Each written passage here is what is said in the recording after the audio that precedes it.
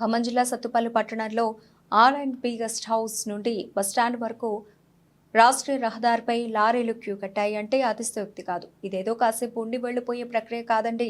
నిత్యం ఇక్కడ వందల కొద్ది వాహనాలు నిలిపి ప్రజా రవాణాకు తీవ్ర అంతరాయం కల్పిస్తున్నారు.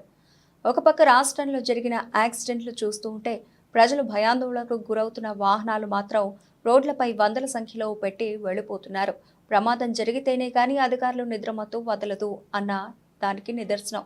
ఆగి ఉన్న లారీలను కార్లు, బైకుల రూపంలో యాక్సిడెంట్లు జరిగి వందల మంది ప్రాణాలు పోతున్నా ఇక్కడ అధికారులు పట్టించుకున్న దాఖలాలు లేవు. ఏదేమైనా ప్రమాదాలు జరగకుండా ఉండాలంటే అధికారులు నిద్రమత్తు వదిలి రోడ్లపై నిలిపి ఉంచిన వాహనాలను వెంటనే తెరిపించేయాలని స్వరాజ్ న్యూస్ కోరుకుంటోంది.